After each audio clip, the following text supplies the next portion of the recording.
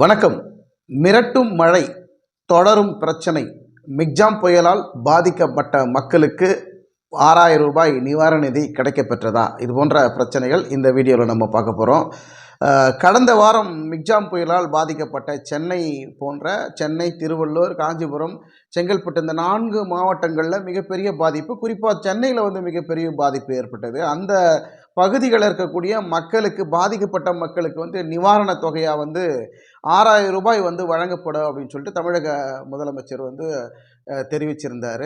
உதயநிதி ஸ்டாலின் அவர்கள் என்ன சொல்லியிருந்தாருன்னா, குடும்ப அட்டைதாரர்களுக்கு மட்டும் இல்லாமல் குடும்ப அட்டையில் உறுப்பினர்களாக இல்லாத குடும்பங்களுக்கு கூட அவர்களுக்கு ரசீது போல் ஒரு சீட்டு போல் கொடுக்கப்படும். அந்த சீட்டை வச்சுக்கிட்டு நீங்கள் போய்ட்டு ரேஷன் கடையில் நீங்கள் பெற்றுக்கலாம் அப்படிங்கிற மாதிரியான ஒரு அறிவிப்பு கொடுத்துருந்தாங்க.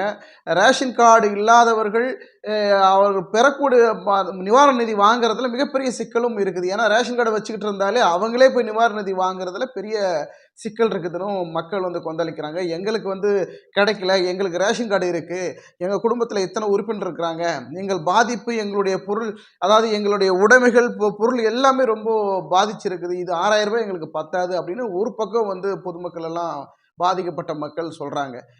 இதெல்லாம் ஆய்வு பண்ணுறதுக்காக மத்திய அரசு ஒரு குழுவை நியமித்து சென்னைக்கு அனுப்பினாங்க. அந்த குழு ஆய்வு செஞ்சு எங்கெல்லாம் பாதிக்கப்பட்டதோ அந்த இடத்துல பார்வையிட்டு ஒரு ஒரு தீர்மானத்தையும் ஒரு ஒரு கணக்கெடுப்பையும் கொண்டு வந்தது அந்த குழு. அந்த கணக்கெடுப்பின்படி பார்த்தீங்கன்னா, மத்திய அரசு அனுப்பப்பட்ட அந்த குழு திமுக அரசு, அதாவது தமிழகத்தில் ஆளக்கூடிய திமுக அரசு சிறப்பாக இந்த மிக்ஜாம் புயலை சிறப்பாக கையாண்டு அவர்கள் மக்களை பெரிதளவில் பாதுகாத்திருக்கிறாங்க, காப்பாற்றிருக்கிறாங்க, சிறப்பாக செயல்பட்டிருக்கிறாங்கன்னு ஒரு பாராட்டிட்டு போயிட்டாங்க மத்திய அரசுலேருந்து வந்தக்கூடிய குழு.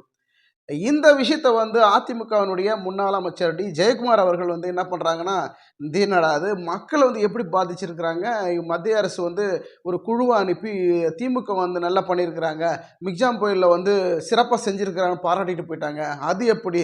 அப்போ இது ஏதோ ஒரு கோல்மால் இருக்குது, மத்திய அரசுக்கும் திமுக அரசுக்கும் ஏதோ ஒரு தொடர்பு இருக்குது, ஒரு லிங்க் இருக்குது, இவங்க மறைமுகமான ஒரு உறவை வச்சுக்கிட்டு இருக்கிறாங்க, இது நல்லாவே தெரியுது அப்படின்னு ஜெயக்குமார் ஒரு குற்றச்சாட்டாக பேசுகிறாரு. நாங்கள் 2015 பெரும்பள்ளம் பாதிப்பு வந்தபோது கூட நாங்கள் எல்லாருக்கும் நாங்கள் நிவாரண நிதி வழங்கினோம், அவங்களுடைய அக்கௌண்ட்டுக்கே நாங்கள் பணத்தை அனுப்பினோம், நாங்கள் யாரையும் விடலை, அவங்களுடைய குறைகளை எல்லாம் கேட்டறிந்து, அவங்களோட பாதிப்புகளை கேட்டறிந்து எல்லாருக்கும் நாங்கள் நிவாரணத்தை வழங்கணும், ஆனால் அது போலவே இப்போ பண்ணுறாங்க இல்லையே அப்படின்ற ஒரு குற்றச்சாட்டை வைக்கிறாரு.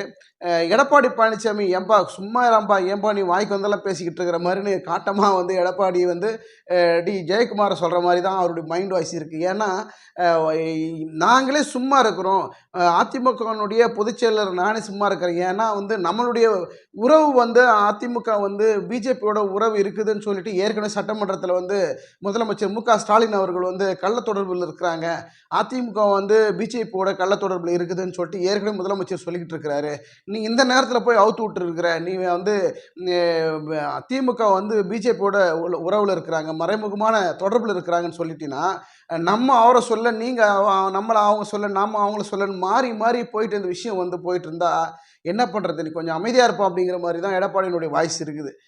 இது மக்கள் என்ன பண்ணுறாங்கன்னா, உங்கள் பிரச்சனையை நீங்களே வச்சிங்கப்பா, எங்களுக்கு நிவாரண நிதி கொடுக்குறன்ற மாதிரி தான் மக்கள், பாதிக்கப்பட்ட மக்களுக்கு இன்னும் சரியான நிவாரண நிதி அவங்களுக்கு போகலைங்கிற மிகப்பெரிய வருத்தம் மக்களுக்கு இன்னும் இருந்துக்கிட்டே இருக்குது.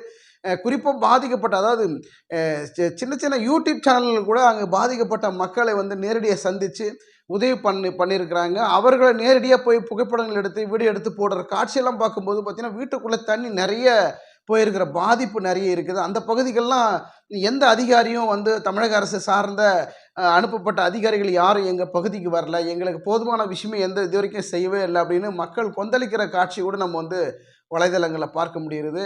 மத்திய அரசு குறிப்பாக திமுக அரசு பாராட்டிடுது ஒரு பெரிய சர்ச்சைக்குள்ளாகி இருக்கிற ஒரு விஷயமா தான் பார்க்கப்படுது. ஏன்னா அதாவது அதிமுகவுடன் பிஜேபி தொடர்பில் இருக்குதா, இல்லை திமுகவுடன் பிஜேபி தொடர்பில் இருக்குதாங்கிற மிகப்பெரிய சந்தேகம் மக்களுக்கும் எழும்பிட்டு இருக்குது. காரணம், இவங்க அவங்கள சொல்கிறது, அவங்க இவங்கள சொல்கிறது, மாற்றி மாற்றி சொல்லிக்கிட்டு இருக்கிற இந்த நேரத்தில் யார் யாருடன் கூட்டணியில் இருக்கிறாங்க, யார் யாருடன் தொடர்பில் இருக்கிறாங்கிற ஒரு மிகப்பெரிய சந்தேகமும் இருக்கிறது. குறிப்பாக பார்த்தீங்கன்னா, இனி வரும் காலங்களில் இது போன்ற மிக்ஜாம் புயல், இது போன்ற வேறு புயல் வருகிற போது தமிழகத்தில் மீண்டும் மக்களை பாதிக்காத அளவுக்கு எந்த மாதிரியான நடவடிக்கைகள் அரசு எடுக்கும், அந்த கட்டமைப்பு அதாவது மழைநீர் வடிகால் வாரியத்தை வந்து மேம்படுத்தி மக்களை பாதுகாக்கின்ற வகையில் எந்த மாதிரியான நடவடிக்கைகள்லாம் மேற்கொள்வாங்கங்கிறது நம்ம பொறுத்திருந்து பார்க்கலாம். மக்களுக்கு தேவையான அடிப்படை வசதிகளை எந்த அரசு செய்து கொடுத்தாலும் அவர்களுக்கு நாம் நிச்சயமாக நம்ம பாராட்டியே தீர வேண்டும். அது அதிமுகவாக இருந்தாலும் திமுகவாக இருந்தாலும் இன்னும் வேற கட்சி எந்த கட்சி ஆட்சிக்கு வந்தாலும் அவர்களையும் நாம் பாராட்டியாக வேண்டும். காரணம், மக்களுக்கு நல்லாட்சி கொடுக்கின்ற எந்த அரசையும் நாம் பாராட்டியாக வேண்டும். நன்றி, வணக்கம்.